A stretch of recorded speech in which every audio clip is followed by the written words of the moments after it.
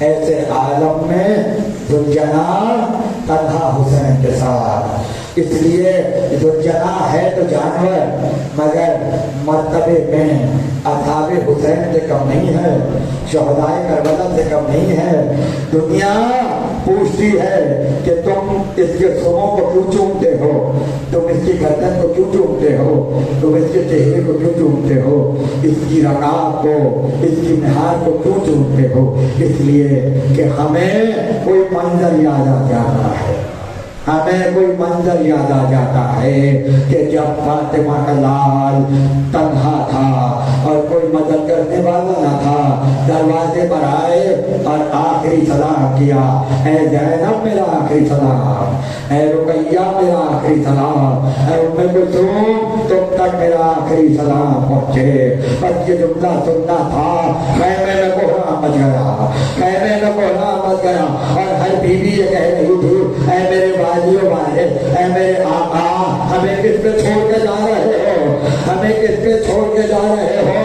خیمے کا پردہ الٹا، اب جب باہر آئے تو ذوالجلال تنہا کھڑا ہوا نظر آیا، گردن چھپی ہوئی ہے اور اداسی کے عالم میں ذوالجلال کھڑا ہے۔ ایک مرتبہ حسین نے کبھی دائیں دیکھا کبھی بائیں دیکھا اور بے اختیار جملہ کہا، یا ابدال الصفا یا فرزان الحیدر، اے میرے شیروں، اے میرے بہادروں، ارے کہاں ہو؟ دیکھ رہے ہو حسین تنہا ہے، کوئی سوار کرانے والا نہیں ہے۔ کتے کہینا کی طرف دیکھا، قرآن کی طرف دیکھا اور بے اختیار کہا، عباس کیا بھائی کو تباہ نہ کراؤ گے، کیا بھائی کو تباہ نہ کراؤ گے؟ پتہ لگا وہ وہی وقت تھا وہاں پر عباس کا لاشا طلب گیا، کتے شہیدہ میں اصحاب حسین کے لاشے تڑپے اور بنی ہاشم کے لاشے تڑپے۔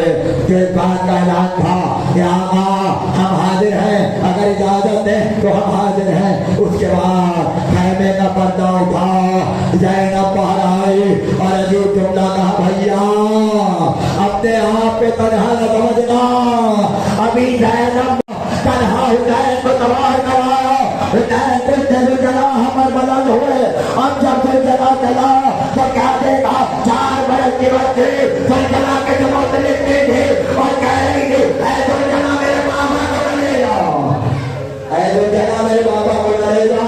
تقدیرہ کو پیار دیا، خیمے میں بھیجا، اس جماعت استقبال میں آئے، یادگار جنگ کی تب تک کرتے یہاں تک کہ جبریل آئے تو حسین اب ذوالفقار کو یہاں میں رکھو، حسین اب عصر کا حکام ہے، اب 55 کا وعدہ پورا ہوگا۔ حسین نے ذوالفقار کو یہاں میں رکھا، جو بھاگ چکے تھے انہیں مہلت مل گئی، ایک مرتبہ بیٹھے اور چاروں طرف سے حسین کو گھیر لیا۔ ایک جملہ رونے کے لیے کافی ہے، ایک جملہ رونے کے لیے کافی ہے۔ ایک حسین تھے، لاکھوں تلواریں تھیں، ایک فاطمہ کا بیٹا اور لاکھوں خنجر، لاکھوں تلواریں، مگر جب گھوڑے سے زمین پر گرے تو کافی دیر تک حسین ذوالجلال کی گردن میں ہاتھ ڈالے رہے اور ذوالجلال سے باتیں کرتے رہے۔